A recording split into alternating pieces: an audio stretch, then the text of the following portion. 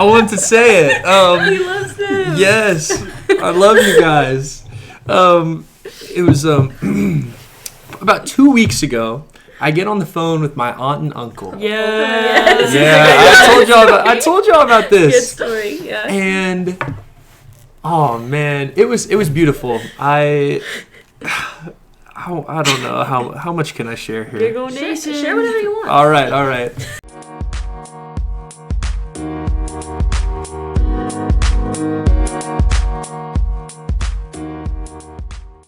Hey y'all, welcome back to season 3. We are so excited to start this new season off. It's going to look a little bit different, less interview style, more like a conversation at a dinner table with some friends. And so these are my friends, Jackson, Megan, and Grace. And today we're just going to talk about joy. We're full of it. Okay, yeah, that's one thing about us is we love to laugh and giggle nation. Come on. So it might be a little messy. But anyway, okay, we're just going to talk about what does it look like for you to walk in the fullness of joy, or what has the Lord taught you about joy through the good seasons and the bad. That's good. I like it. There's so much to talk about. I feel like I've learned so much about a joy just through my whole life, and definition of it has grown deeper for sure. Like I know we probably all have heard the definition of like happiness is different than joy, because joy like sticks around, like it's with you no matter your circumstances, like no matter if you're having a bad day or whatever, you can still choose to have it. But it's just the best thing when the joy of the Lord, like it's really just his heart being shared with us, because he literally invented joy. Like, he is joy. And he's just one of the most funniest guys I've ever met, in the most respectful way, like, because we're just walking so closely. And so the days when he just wakes up like singing over me, and I just am aware of his joy, it's the best thing ever. And when I'm not experiencing that, like, I can call on him and like ask him, like, come on, bring me more. So true. I feel like that's been the biggest thing for me in this season, is like, because I'm kind of walking through some big questions of like what is literally happening in my life right now. But just knowing that joy is different than happiness, I feel like I've always heard that, but in this season of my life, it's like I see that in my life. Like, I literally will be laid out on my bed sobbing, and I'm just like, Lord, help. Like, you have to do something. And I just feel the joy overwhelm me.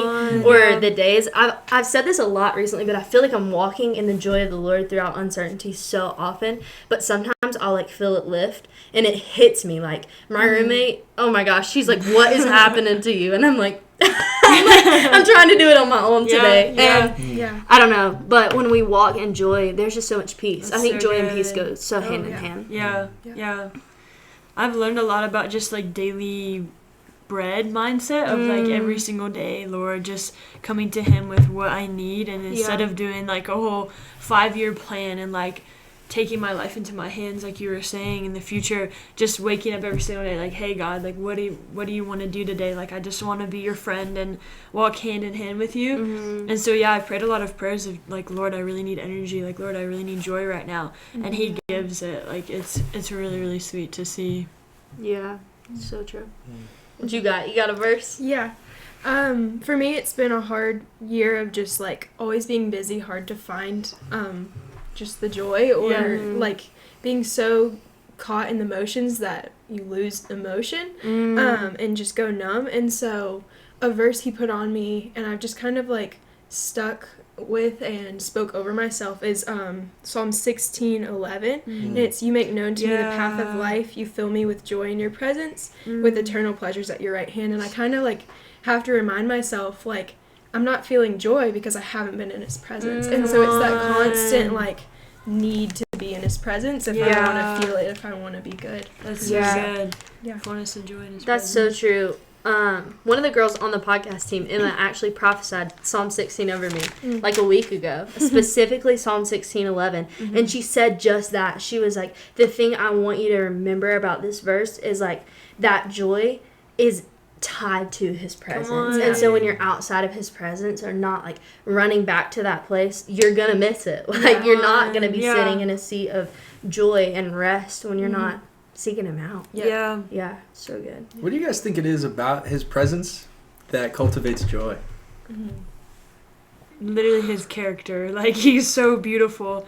And I think it takes you outside of your head. Like, it's no longer just about you and your circumstance.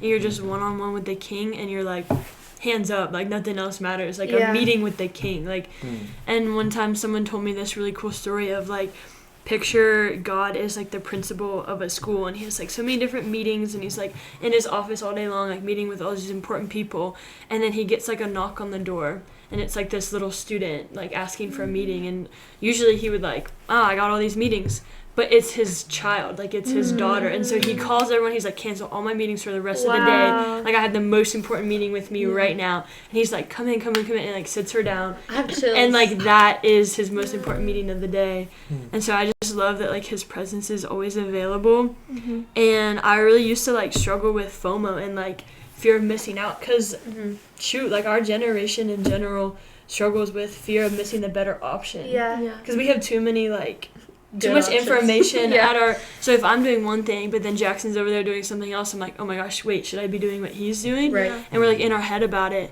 but just realizing, like, I want to have fear of missing out on God's presence, like, I want to sit with him, and, like, that is the very best place to be, and his presence goes with me everywhere I go, and so no matter if, like, I didn't get to go to that fun event and I just have to be stayed at home locked in my room, like, that's even better, because I just get to meet, like, intimately with my king.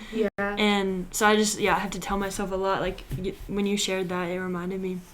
That's so true. I think, to go back to your question, to me, it's like, when I think about God, like God the Father, I think of this light that is so bright my eyes can't handle it, and, like, the color of gold, and to me, like, colors, I'm crazy about this, like, I like to wear pink and, like, bright colors, like, if I wore this outfit 3 days in a row, I would be like knocked out. I can't do it. Colors are, I don't know, but I think of, like, the color gold or yellow and all the joy in that, and just beholding him, like, it doesn't even take anything, like, him giving me anything or doing anything, but just looking at him, how bright he is, it, like, changes everything, and our face is like a reflection, it just radiates it, you know. I think about, even before you came here, you were like, I just need a couple minutes, you know, and I don't know what your day looked like before, but when you walked in here, you were full of joy, you know. Meeting with him changes everything. It does. I love using the glossary in the back of the Bible when I can't think of a verse, so I'm going to try and find something real quick. I like that. Just looking at the word joy. Let's see what's in there. I'm thinking of a verse in James too. I think, like, because Jesus is joy, and God the Father, like, is our Father, I think it's our birthright to have joy, like, it's our inheritance, and I've heard before that, like, when we get to heaven, like, joy will be the air that we breathe, and I just can't, like, because I think whenever we're not living in fullness of joy, that's how we're not supposed to be. Like, that's not how we're, like, originally designed and created. And, like, I just love that the Lord truly desires for us to, like, live in fullness of joy. And that's fullness of, like, knowing him and, like, his presence. Yeah. I think also, this school year especially, joy has come so often in, like, settings like this, when I'm just with people, the body. in leadership meetings, even like meetings that could so easily feel like we got to get this and this done, but we just focused on the presence of God. And I remember one night we were in this room and we were praying, we were literally asking the Lord to heal our friend, and laughter just broke out, like the spirit of joy just overfilled the room, and at one time, like, 3 different people busted out laughing. We were praying, like, we were just like, Lord, heal her. And we all just started busting out laughing. I think it's so sweet that the Lord sends us people that when we're struggling to walk in joy, it's not that we can't reach it, it's that we forget. Come on, you know, or like we take our eyes off of him. Then he sends us people to walk in, like, I don't know, I think about Megan, like, if I'm just like, oh, my life is terrible, all these things, and Megan comes skipping around and twirling and doing everything she does, and it's like, oh wait, that's mine too. Yeah, like, I get on, to have you can that. claim it, And so that's been such a sweet reminder in seasons of trial, or even just days that it's been a rough day, you know. It's so sweet that that's so good. It's not just our one-on-one time with him, but also the body that gets to pull that out of us. Yeah. I love it. I'm thinking about I thought it was a scripture. I don't know where I heard it, but I had been praying like to be restored to the joy of my salvation. Oh, that's Psalm 51. Psalm 51. Restore me to the joy of my salvation. Come on. Please. But yeah, in Luke 2:10, fear not, for behold, I bring you good news of great joy that will be for all the people. Wow. It's like he is that, his life, the sacrifice that was laid down, and our salvation, like that was the good news and the great joy. And kind of as I was thinking about, is when you texted me, I've never been on a podcast before. This is interesting. It's so cool though. But I was like, what is, like, where does this joy come from, you know? Yeah. And I felt like the Lord was really highlighting like the freedom. Yeah. Like the times when I feel when I feel the most heavy, it's because I'm either believing a lie or I'm forgetting how free I really am. Yeah. Like, how am I able to walk around campus with a smile on my face when it's like X, Y, or Z may be happening? And it's because of the knowing that the price has already been paid, and that actually nothing that happens today has any impact on my eternity. That like I've been saved, called a son of righteousness, that I get to walk with Jesus because That's good. he has paid the price for my salvation. He's redeemed me. It's like that. I think about that, and that makes me joyful. It's like I don't care what anyone else says about me, Right? because I know what he says about me. Yeah. And in that, that joy and happiness are so similar, but joy can't be taken away because it's built on something that is irrevocable. Yeah. That's so my good. salvation, my life in him. That's so good. Just to bounce off of what you were saying, like, he is the good news of great joy. It's like joy comes from revelation of the man, not revelation of rules or revelation of walking the right way or like all these things that we think are what it looks like to be a Christian and to walk in faith. But like truly it's just revelation of the man and seeing the man and locking eyes with the man whose eyes are on fire. Like that is where joy comes from. And there's so many replications of that, or like, I don't know, the world tries to imitate what that joy looks like in settings with people and just things that can be good, but it's not the fullness of joy. He is the fullness of joy. Yeah. Yeah. I think it just all brings it back around to like Psalm 16:11, where it's like in his presence is like he is joy. And so I think like Jackson, when you were sharing, I was thinking like inside the body, like inside the church, joy is not for the elect, like it's available to all believers. But then I was thinking like, man, it's not available to those who don't know Christ. Like they can have happiness, they can have like fleeting moments in this life, but they don't have like true rooted joy. Like you were talking about, like joy is the sense of like my security and my salvation, like nothing can waver that. And so that just kind of like broke my heart to think about, like, shoot, that's not available to those who don't know him. But at the same time, for those of us who do, like, we need to be expressing that, like we need to be letting that spill out onto the world, because then when people witness that, they can be like, I've never had that before. Like what they have is happiness, but it's so much deeper, like it's never going away. And so like, yeah, I just picture that, like when we walk in the fullness of joy, when we know his character, when we walk in his presence, it like spills out onto our friends and the people that don't know him. Yeah, that's so good. Earlier you mentioned Psalm 51. I don't know if you had any thoughts about this, but it's verse 12 where it says, restore to me the joy of your salvation and uphold me with a willing spirit. And I've definitely prayed that a lot, because like you were saying, we have so much to rejoice about in our salvation. Like it is finished, it is done, he's done it all. And when I let my heart become complacent to that, when I get used to that, when I get normalized to the gospel and it's not like hitting my heart and I'm like on my knees every single day, because it's crazy, like the gospel is literally crazy and it's 100% for me and for you. And when I don't realize like the weight of that, then like it's important to pray prayers like this, like restore to me like the weight and the joy of like what it really means to be your daughter and to be saved. So true.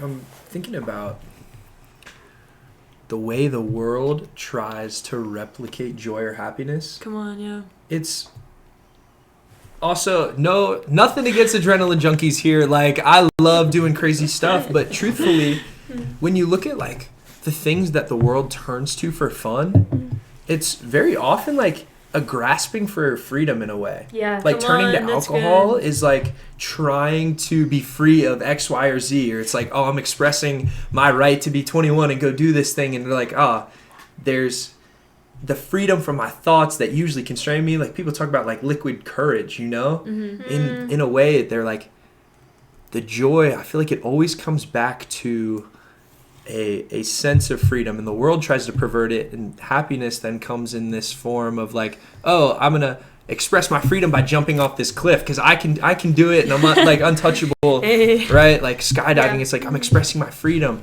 Getting drunk, I'm expressing this freedom.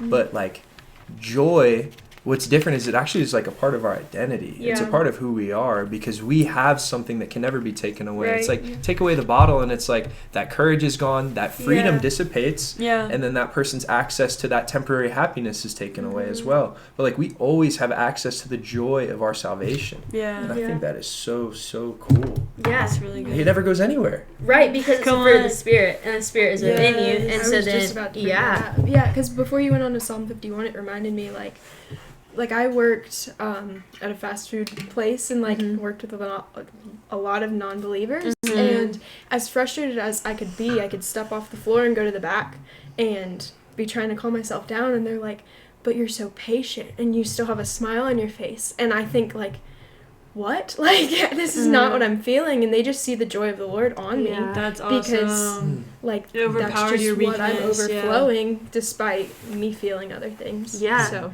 it's the fruit of Him living within you. Like, wait, that's awesome. Yeah.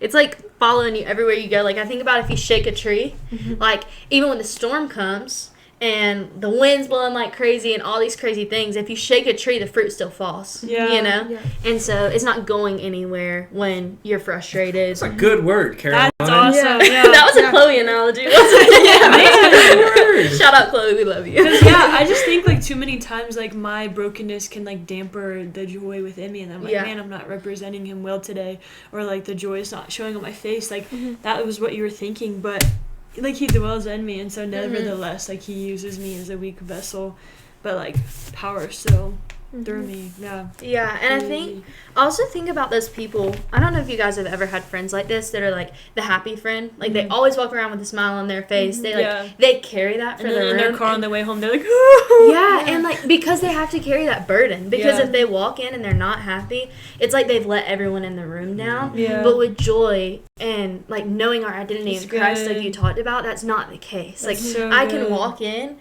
and not be jumping off the walls, but just like still with the Lord, but the joy is still there, and I don't have to like feel bad, like, oh Grace, like sorry I wasn't acting crazy enough, or like I didn't have a big enough smile on my face. It's not my burden to carry anymore, you know.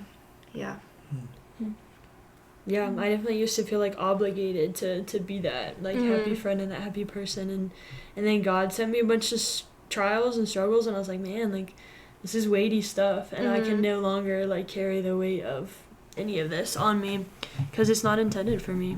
That makes me think of James 1:22 question mark, I think.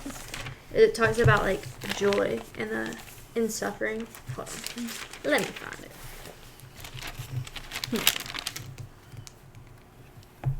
It's like faith with works. James 1:2. It says, count it all joy, my brothers, when you meet trials of various kinds, for you know that the testing of your faith produces steadfastness, and let steadfastness have its full effect, that you may be perfect and complete, lacking in nothing. That verse has like penetrated my heart in the hardest of seasons, because we just lack nothing. Like we don't have to act a certain way or give other people a certain feeling, you know, like we don't have to be the source. We just have to be a reflection. I had a cool testimony. Testimony. Let's go. So, I think I've shared this with some of you guys, but I've never shared it with you guys, so I want to say it. He loves them. Yes, I love you guys. It was about 2 weeks ago. I get on the phone with my aunt and uncle. I told y'all about this. Good story. And oh man, it was beautiful. I don't know how much can I share here. Giggle Nation. Share whatever you want. All right. I want to give you guys some context. So historically, at family gatherings, I have been a troublemaker. All right. I gave my life to Jesus a year ago, for those of you who are wondering. Which is wild. But prior to that, I would, like, all my cousins, we would get together and we would just get rowdy. And I'm the dude getting a little too drunk, doing silly things. And there's been this deep-rooted, like, shame in me from that. Mm-hmm. And it's actually, like, created a wall between me and my family. Not on their behalf, but on my own, where I'm like, right. Oh, my gosh, like, I dug myself in such a deep hole. It seems like a task to go and try to get myself out of it. And honestly, like, I've kind of, like, left it over there. And so here I am. I'm on the phone with my aunt and uncle, and they are just loving the heck out of me. And they tell me that the rest of my family loves me too. And it just struck this chord in my heart. And I was like, I know they do. Like, they love me a lot, but I haven't opened my heart to be loved by them because I've been afraid of, like, this shame that I've been holding on to. And so I start bawling. I'm on the phone. I'm crying my eyes out. But share what's so important about that. Yes, I will. Okay. Oh, that's good too. Okay. Oh, God is so good. Hallelujah. I had been praying for tears. I haven't cried in a long time, guys. Well, I had not. No. That's right. I cried last night too. Oh, come on. Oh, it feels so good. But oh my gosh. Hallelujah. I'm so derailed right now. We prayed over you for tears that Sunday, and then this happened on Wednesday. Yeah. So that was so cool. But I'm confronted with this shame that I feel towards my family.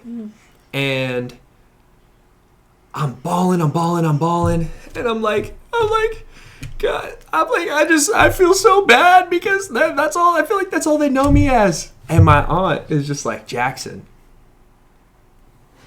that's not you anymore. I'm like, I know. And she's like, and it's proof that God is real. That transformation from death to life. Come on. And it literally, I went from ugly crying to cracking up laughing. I'm like, he's real. He's real.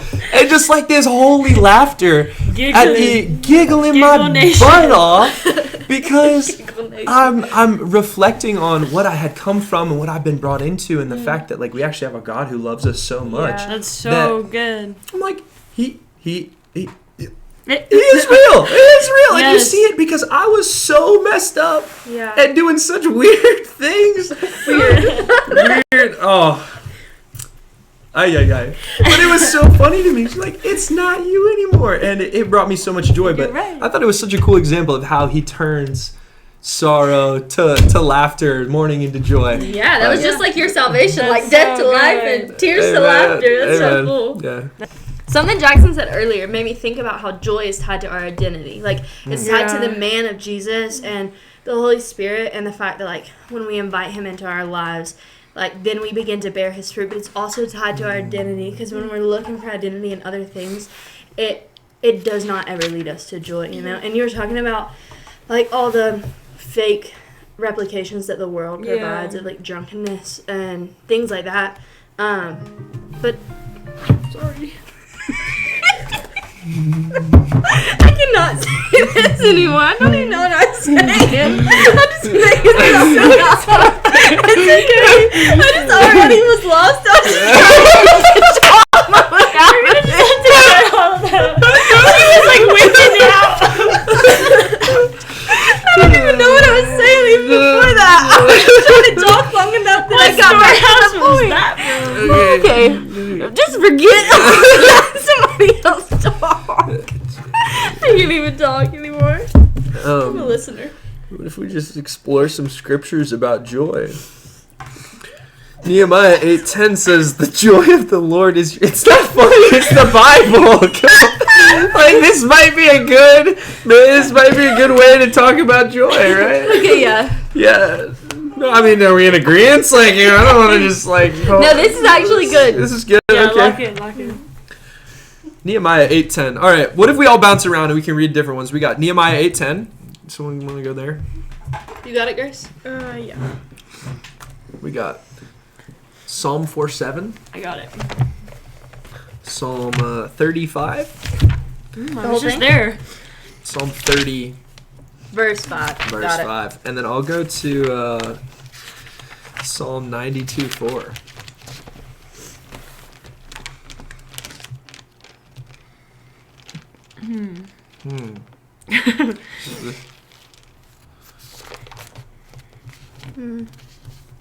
For you, O Lord, have made me glad by your work. At the works of your hands I sing for joy. That's cool. At the works of your hands I sing for joy. Yeah. I think that's cool because worship so often is like a place of expressing joy. And that's so cool how that ties right back to that. Like, we just get to express our joy for what he's done and who he is through worship. Yeah. It's pretty cool. I also was like thinking about how you were talking about how sometimes he'll put people in your life. Yeah. The works of his hands Come too. on. That's That's good. good. And I'm like, yeah, these people bring me joy. That's so Yeah. good. That's cool. Sometimes that's so fun to think about. Like, these moments that we're probably going to have to cut out of here where we're just like laughing like crazy. Like, the Lord is laughing with us. Yeah. And sometimes I'm delighted. I randomly remember that, and I think that's so cool. Like, even these silly moments that seem so, like we're not saving, like, we're not walking anybody through salvation. We're not, like, doing anything crazy, but he's in those moments, too. Yeah. And he enjoys them. Yes. He delights in our presence just to Yes. sit and laugh. Yeah. It's so cool. And my heart is saddened that, like, some people don't know him that way. Because, of course, there's, like, so many aspects of the character of God. Like, there are times where we should be solemn and we should be in awe and, like, humble attitude. But, I don't know, I just love that he's my friend. And, like, we walk through life together and we're, like, holding hands, like, skipping through fields together. And he's playing jokes on me in the funniest way. Like, because only he knows me, like, perfectly. I don't even know myself as much as he knows me. So I'll be walking and like something happens in my life and I just gotta look up. I'm like, that was you. Like no one else could have known that. And so I just love what we have going on, and it's just like the most. That's just the best time, and he is so joyful and so funny, and just he sits on his throne and laughs like He does. he's so at peace, and he delights when his children have a good time. Yeah. Yeah. So good. I think it, like, the spirit of religion, like, Yeah. like just shuts off that part of who he is. Yeah. You know? And if we're not careful, we're, like, so distant from him that we don't even see that that's who he is. And I think about children, too. Like, when I'm with them, which is, like, so often, I'm laughing most of that time, and they are too. And sometimes people look at them and they're like, man, like, focus, what are you doing? Or they're like frustrated by the silliness, or they're like, stop being silly. That phrase, there's times when that's not, like, being silly is not the right thing to do, but like, he made us to be silly. He made us to have fun. He made us to laugh and enjoy. Yeah, and I learned that from children. I think when I first started serving in kids here, there was a specific boy. And I always heard, like, childlike faith. But every time I was with this boy, I would ask the Lord, like, what are you doing? Like, I felt something going on in my spirit, like, that I was learning from him. And he said, I'm teaching you how to have childlike joy. And it was a joy that knew no bounds, and a joy that wasn't embarrassed to show. Good. Like, I think for a long time I could feel the joy. I could experience it for myself, but I didn't allow it to come out because it might be embarrassing. Or it might look silly, or people might be like, what is wrong with her? Like, especially in moments where other people are, like, on their knees and crying and things, it can feel so wrong to act in joy. But the Spirit just moves differently. You gotta respond. Yeah, and you have to respond in the way He's leading, not the way that other people are responding, and just assume that's right. But I think it's cool how much we can learn from kids. The Lord always pulls me back to that and teaches me so much. Another thought of just, like, how... Yeah, we don't need to necessarily be qualified to, like, receive his joy. Like, we can learn it, like you were talking about. Yeah. And I don't know. I just think that when we lead with our weakness, like, when we cry out for help, that's when we receive, like, the most joy. Because what stores are we, like, trying to do things with? Like, are we trying to like retrieve from our storehouse of like our own abilities, and like that is so empty. Like there's not much that we can bring to the table with that. Right. But when we're pulling from the storehouses of grace, like the storehouses of the King himself, like his throne room, like that's when we're joyful in abundance. And I just have so many stories of like just have these relationships in our life where I'm like, God, I just don't know what to do to love this person. Like I don't know how to approach it. I'm feeling really empty, like incapable of loving them, and every time I'm with them, like I feel burdened, like I feel like I'm just giving, I'm not receiving anything. And that's a good indicator of like I'm trying to retrieve from my own storehouse. Wow. And so I don't know, just when you pray and you admit like, God, I'm so weak to love this person right now, but you have called them. Like there's so many times where I go and meet with that person anyway, but I like pray so hard beforehand, like, God, I really need you to like interact in this moment. And all of a sudden, like I'm with that person and I'm like skipping up and down, like I'm like Irish, like heel clicking. I'm like literally like smiling so hard. I'm so joyful around them, and I have such a capacity to love them because it's not of my love, and I literally can interact with them, and I picture and I witness like the love of Christ coming down as a funnel like onto me, and then I just get to pour it out towards them. And like feelings before of like man, I just wanted to neglect them before, like really hard bad feelings, and then all of a sudden like from that place of just weakness and surrender, I get to pour out his love, and it's so much better. Like it's so much more freeing that way. And then it's true because I'm not loving them out of like my definition of love and my like lack of it. Like, I'm loving out of his storehouse. It's crazy. So true. Yeah. It's really good.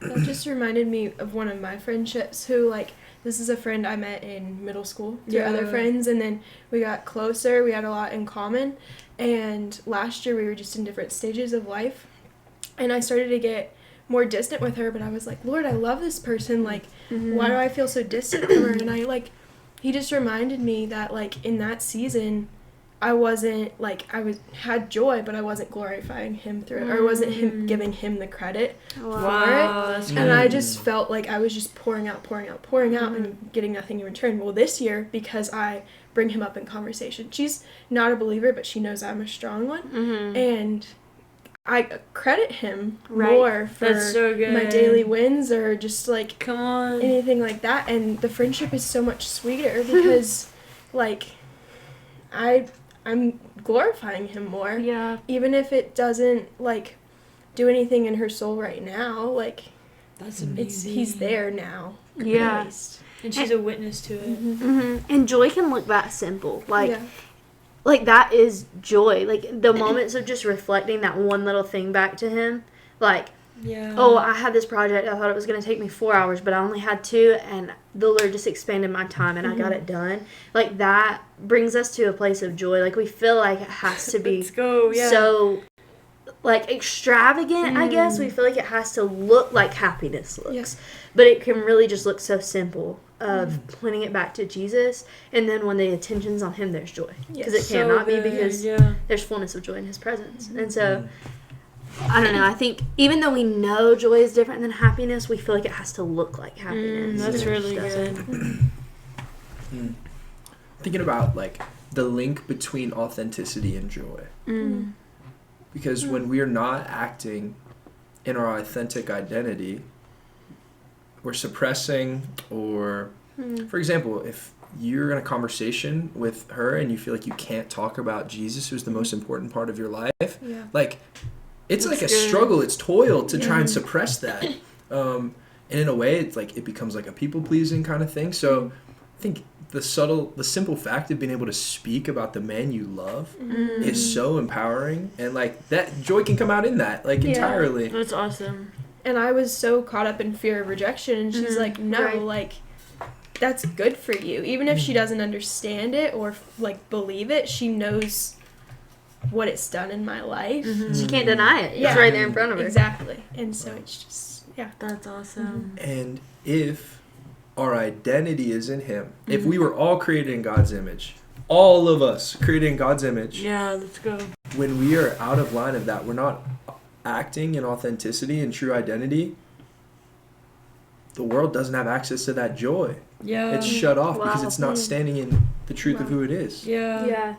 Yeah. That's so true. I think, interesting. comparison, like, man, the devil has used that, and we've all been caught up in that. Like, I know for sure I have. But it's like he's the best creator. Like, he's so creative. He literally created creativity, and he made us all uniquely, and we get to, like, when we walk in who he's created us to be, that's when we have the most joy. Yeah. When I'm wishing I was more like Caroline, people are missing out on Megan. Like, people are missing out on who God made me to be. And then when I'm walking in that and I actually find that he delights when I love who I am and love who I'm created to be, then it, like, spills out to other people, and it's an example. It's a difference between people who really just hate themselves.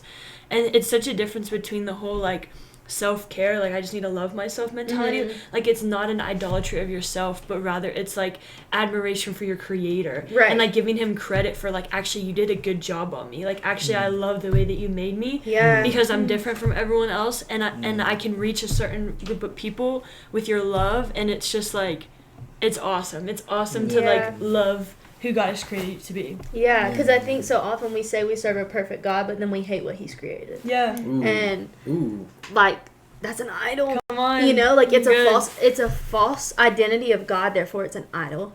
And that just comes with, like, comparison and not knowing who we are. My mentor in high school, she used to always say comparison is the thief of joy. And I think about that earlier when you were talking about FOMO and stuff like that. Like, I could be having the best time of my life doing something silly, babysitting some kids, and I'm like, man, this couldn't be any better.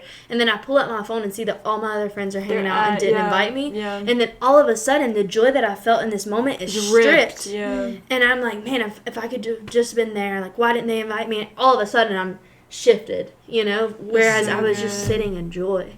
And so, I don't know, comparison is just, it's one of those things that just makes me, like, it's gut-wrenching. I hate it because it steals our joy, and that's our inheritance. It's so good. Yeah. Early on in my walk, I was really looking at the faith of more mature, older believers, people who had been walking with the Lord for 10 years. And it was so easy to look at their faith and be like, oh my gosh, like, I want to know God like that. Yeah. And it was taking my eyes off the fact that I know God. That, like, wow, I'm at such a beautiful place. I'm a clean slate. I've been brought from death to life, and it's like I've been born again. Like, yeah, I'm like crawling right now. I don't need to be running. I'm gonna miss out on, like, the joy of this season. That's so good. So yeah, comparison, thief of joy. Get it out of here. Yeah. And gratitude is such a good way to combat comparison. That's true. That's so good. It's like, how am I gonna be upset about what my friends are doing if I'm, like, counting my blessings on where I am right now? Because we miss how the Lord wants to minister to us right then in that moment. Like, he's constant, like, he cares about our heart matters. And so, like, wherever we're at in that moment, even if it's a hard moment and we're craving to be somewhere else, he uses that to, like, us to know more of himself and for our character to be transformed and for our sanctification. And so when we don't, like, agree to that, when we don't, like, align with that, then we can miss out on that opportunity to truly grow. That's so true. Jackson, I love that you brought comparison to, like, the idea of comparison in the church, because I think when I was, I guess, younger in middle school and stuff, I thought of comparison as, like, I'm doing this and my friends are doing that in a way of, like, plans, or I didn't get invited, or I was left out. But the most destructive I've ever seen comparison is in ministry. In the body. That is the most constructive. Constructive? Destructive? No. Destructive. Destructive. That is the most destructive I've ever seen comparison be. And when it has a foothold in the church, and, like, I'm called to, I don't know, speak, but Megan's so good at evangelism, like, I wish that I could be that way. I wish that you had given me this, or I wish that you had given me a voice to, like, sing and do worship, and you didn't, and so now I think I'm less than. Or it could be even that, like, I know God has called me to this, and I haven't had the opportunity yet, but Grace had that opportunity that I've been praying for. And it can be hurtful. Like, that hurt is genuine, but when it's not taken to the Lord, and it's instead taken to, like, well, Grace got that opportunity I wanted, here's how she messed it up, and here's what she could have done better, and here's how I would have done it, and here's how those outcomes would have been so much better if that opportunity would have just been mine. And I don't know, I think when we think of comparison, we can think of the worldly version of it, but even looking at it in the church, like, that that steals our joy. That steals Grace's joy when she finds out that I've been coming against her about what God has given her. Like, it's just so destructive, not only of me, but of the body that we're a part of. And it just breaks my heart. Wow. Comparison is like both an insecure, like, I think insecurity is pride. It's like we're looking at ourselves, right? Yep. So the insecurity, like, oh, I wasn't called into that. They were, but they're messing it up, doing it this way and that way. It's like, how, I mean, in 1 Corinthians, it tells us that, like, all we are is, like, we're planting seeds, we're watering it, but, like, how great is he who makes the plant grow, you know? And it's like, how foolish of me to look and think that my speech, the way that I would have said that differently would have brought forth a different type of fruit. We're like, putting ourselves in his shoes. I'm God, I could do better. Wow. The best at his job. I mean, when you were sharing, like, it made me think of, like, 1 Corinthians 12 comes right before the 1 Corinthians 13, which is, like, the love chapter, like, love is patient. So, like, right before it comes of, like, how to love, it talks about the body in the church and, like, spiritual gifts and how, like, Christ doesn't disperse them unequally. Like, he gives them for the common good. Like, it says he gives the gifts out for the common good. And then it goes into talking about, like, just as the body does not consist of one member but of many, and if the foot should say, because I'm not a hand, I do not belong to the body, and that would not make it any less a part of the body. So just, like, this whole comparison thing, like, it really does break apart, like, the functionality of the body, and that's what the devil intends. And, like, I totally hear you when you said comparison is the worst in ministry, because, like, if the devil can't get at any of us individually, like, he's gonna get at the body, and he's gonna make us, like, look towards each other and break that apart, because he knows how powerful it is when we move together. That reminded me of a conversation Caroline and I had a year ago of just, like, I don't even know what led to it, but she just said, like, we're on the same team. Like, we're both a part of the same body, so why shouldn't I be happy for your ministry successes? And you happy for mine? Because we're all fighting for the same kingdom. Right. So good. And it reveals our heart if we're not. Like, if we're dealing with that comparison, then clearly, I've said this is my ministry, and I'm looking for some results that are not of the Lord, and I'm looking for maybe numbers or a platform or, like, all the wrong things. When we come to that place of comparison, it reveals dark parts of our heart. Man, the Lord has benched me a few times because he was like, you're not participating as a good player of the team. So he's like, you just go to your room and, like, lock the door. Like, man, he's like, that's better for you than to, like, cause destruction in my body and, like, try and do ministry by your own standards and on your own. I'm like, man, that sucks. But, like, if he has me to be an arm, like, to support someone else, like, I need to find joy in that. And, like, I want to look to my peers and I want to look at you and be like, I wish you the best. Like, I want you to, like, have the top. And we need to, like, pray for his heart in that. And I know, like, your podcast is all about, like, the next generation setting it up better. And I've shared recently in the evangelism talk that I got to share, but it was just, like, the Lord has impressed on me a new idea of setting the next generation up, like, better than I ever could. When you said that, I was like, yes. Yeah, it's no longer my ministry. Like, it's like, I don't even care if I don't do anything. Like, I care, obviously, but what I do, like, I want the next generation to do 1,000 times that. Like, I want my roof to be your floor, and, like, you keep building up so like that. Good. And I just think that's just so much more freeing, because it's not about what we can accomplish, but it's like, I want the next generation to be, like, even more in love with the Lord and even more on fire and experience more of him. And it just, like, it's really not like self-centered on you anymore, and it's so free. When you were saying that, I just got an image of, like, in a relay race in track, you're just holding the baton for a second and then you're passing it. But when you start to think, this is my baton, then when you reach the next person you're supposed to pass it off to, you just keep running. That's crazy. On your own strength. Let it go. And then you're going to lose because you ran out of strength. Because you didn't have it. Come on, guys. That's good. So good. Okay, I want to ask y'all, because you brought up the next generation, I think this is such a good point.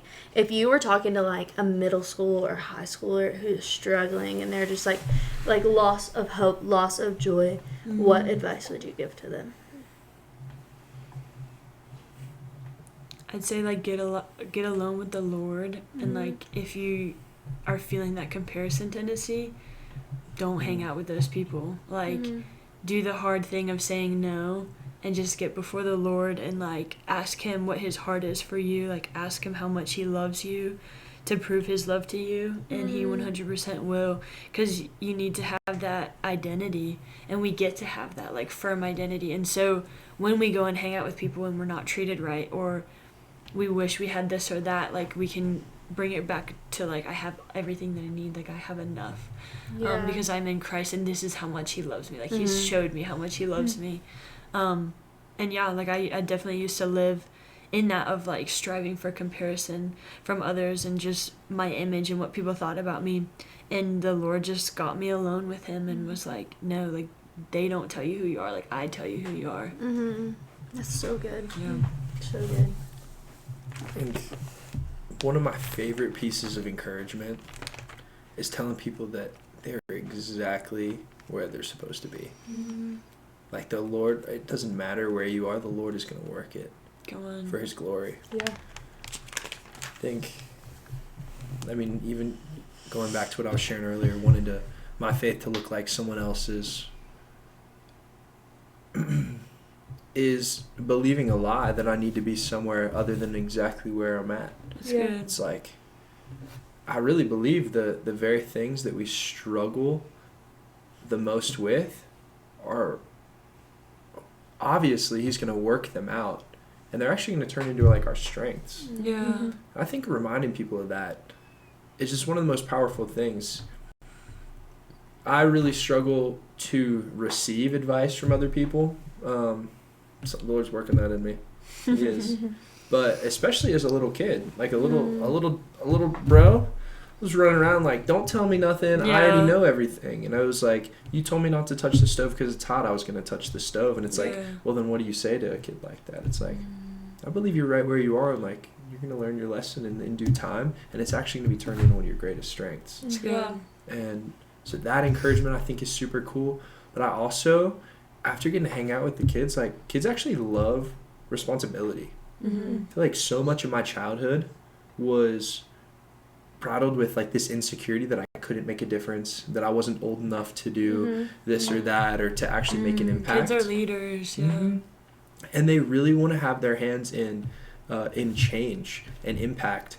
It's something as simple as, like, the other day, it was Wednesday night, and, like, I've been hanging out with Bane before, like, the church stuff goes on and youth group, and we usually, like, go up in the room and we just play and hang out. But I was like, do you want to help me, like, set up the room for the rest of the people to come up? And he, oh my gosh, he grabs a chair, puts it above his head. That boy ain't never walked faster in his life. Runs up the stairs. I know. Right? And he's like, oh my gosh, like, he sees, kids, like, really see the fruit and what our actions more than they do our words. And it's like, hey, this is what I'm doing. Do you want to join in me? That's so and, like, good. a little guy, like, so much more wants to be partnered with someone older because they look up to us. It's like, wait, I could go hang out with my other 7-year-old friends, or I could go hang out with a college student. Like, oh my gosh, like, we're gonna go do this, you know. And I'm not saying to take them away from their friends, but I'm saying to invite them into opportunity to make an impact and to grow, because they're gonna grow in their confidence. So special. Yeah. Like, little boys especially, like, they want to know that they're strong. It's like, that's why little kids, like, wrestle with their dad. It's like, one day, like, I'm like, I want to be strong. I want to be big like That's you. awesome. And, like, I'm going to do whatever I can even. And so yeah, I just want to invite them in. I struggle to give advice. I like to offer encouragement and then provide an opportunity. I think that's so good. So kind of to bring it back to this, I feel like we say this so many episodes, but, like, discipleship, mentorship, so important. If you're a person who can disciple. If you're a person who exists, be discipled. And there's just so much fruit to come from that. So good. But also knowing, like, people are watching what you're doing. Yeah. Everything you do is an opportunity for discipleship. Wow, that's like, true. Literally, and this is not... So, okay, Michael, who's the guy at our church, he hangs out after everyone's left, and he rolls out tables. And me, a younger man, I was like, I want to go help him. Next thing I know, it's like, after church, like, he and I are stacking chairs. And now I know, like, there's a bunch of the kids from the youth who see us doing it together, and then they run up and they start putting out chairs. And it's like, people want to be involved. It's a ripple effect. And it's like, I didn't, like, set aside and, like, hey, come over here. Like, I'm going to disciple you. Come work with me. It was like, no, like, actually just, like, follow in that. So I think we just got to be good examples and know that all that is opportunity for discipleship. Yeah. Hey guys, this is Olivia. Up until this point, the podcast has been completely self-funded by the team, and we've realized through prayer and just conversation with each other that we can't do it alone anymore. There are things that we need that we just don't have the money for, like a video camera and upfront costs of t-shirts and things like that. That we just can't do alone. So we've created a Venmo, and we would love if you guys feel led to give to the podcast at FSG Podcast. It'll be on the screen and in the description. We really love you guys, and we don't take it lightly that you would give money at all. It's really uncomfortable and hard for us to ask for money, but the Lord has given us a lot of peace about this. So if you feel led, we would just love and appreciate it if you would give to the FSG Podcast. When you first asked the question, I kind of just heard, like, direct your eyes. Because when I think about joy, like, you first have to reflect, like, am I feeling joy? Mm-hmm. And if you're not, then, like, where are you directing your eyes? That's so good. Yeah. And this piggybacks off of Megan, because it's like, if you're not directing your eyes to him, then you need to. Mm-hmm. So it's like, when I'm stuck in those motions, like, I need to just sit, and I need to pray, and I need to look at him. And 2 minutes later, he could have me jumping up and down to worship music, Right. but I first have to sit and look back at That's him. right. That's right. This is so cool because this is what I already had, and it, like, perfectly goes on top of that. A lack of joy is a lack of understanding of the character of God. And or maybe just a distraction from the character of God. But, like, for me, in moments where I feel like I'm lacking joy, it's because I'm doubting the promises. Or I'm like, I have these promises, but, like, your timing isn't working out. So I'm either not believing that he's a promise keeper, not believing that his timing is perfect. I'm not believing in his sovereignty, or maybe the fact that he is the bridegroom. Like, all of the things of who he is, if we can lock our eyes and our heart and our mind on who he is, then we're gonna have joy. And our circumstances are so irrelevant. Who's around us becomes irrelevant. Like, even when you said, like, you're with that person who's draining most of the time, when I'm locked on the character of God, it doesn't even matter. And so it's actually funny, I had written over here, like, he's our lover, he's our protector, and in this season of my life, I'm having to remind myself that he's a promise keeper and that his timing is perfect. But there's so many other things, like, he's Abba Father, he's Adonai, he's Elohim, he's all these things. And when we lock our eyes on who he is, we're full of joy. It's a good word. Yeah. Okay, I'm going to read Psalm 16 just to wrap this up, because you brought it up, and it's just been on my heart for the past couple weeks. So I'm just going to read the whole psalm. It's short. Preserve me, O God, for in you I take refuge. I say to the Lord, you are my Lord. I have no good apart from you. As for the saints in the land, they are the excellent ones, in whom is all my delight. The sorrows of those who run after another God shall multiply.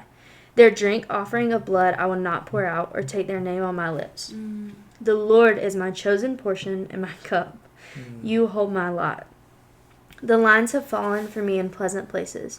Indeed, I have a beautiful inheritance. I bless the Lord who gives me counsel in the night. Also my heart instructs me. I have set the Lord always before me. Because he is at my right hand, I shall not be shaken. Therefore my heart is glad, and my whole being rejoices. My flesh also dwells secure. For you will not abandon my soul to Sheol, or let your Holy One see corruption. You make known to me the path of life. In your presence there is fullness of joy. At your right hand are pleasures forevermore. I think that's so good. Yeah. It encompasses his character and the joy that comes from that all in one chunk of scripture. And so if you take one thing with you, just take that chunk of scripture and let the Lord continue to reveal more to you, because he'll do that. His word is a sharp two-edged sword, and it pierces our hearts and changes them. Do you have any last final thoughts? Are we good to wrap up? I just think thanks for having us. Like, this was so fun. Yeah. I love doing life with y'all and seeking the Lord together. Yeah, it's so sweet. This brings so much joy. I just like, as you were reading, like, it was making me smile, and I'm thinking about I've set the Lord always before me because he is at my right hand. I shall not be shaken. I really believe so much of the joy of the Lord is found in the security and the freedom that he provides. Yeah. I think what keeps people from feeling joy oftentimes is an anxiety, a fear, something that, oh my gosh, some of the most joyful moments are when I'm just worshiping with my whole heart and soul, but what's going to keep me from that is a fear or an anxiety of man. And so this is just like such a promise of security. With that comes freedom, and in that it's like, oh my gosh, I have permission to be joyful and act like a kid. Yeah, So and you good. don't have to feel it either. Like, joy is not a feeling or an It's a emotion. choice, Happiness is. But joy is our inheritance. It's a state of being. It's who we are because of him. And so, yeah, that's so good. Thank you, Caroline. Thank y'all. I love you guys. Oh, you're That awesome. was crisp. Joy will be the air we breathe. That's so true. He's so good. Well, we love you guys. This was such a fun first episode. I don't know how much of it is going to have to get cut out because we did a whole lot of laughing. We actually got But 10 just minutes. know that the joy of the Lord has fallen on us. And It's for you. It's for you too. Yeah. And if you hear our laughter, then just credit that to God. We just love each other and we love him. But Hashtag next generation. Love yeah, you guys. we love you guys. You're awesome.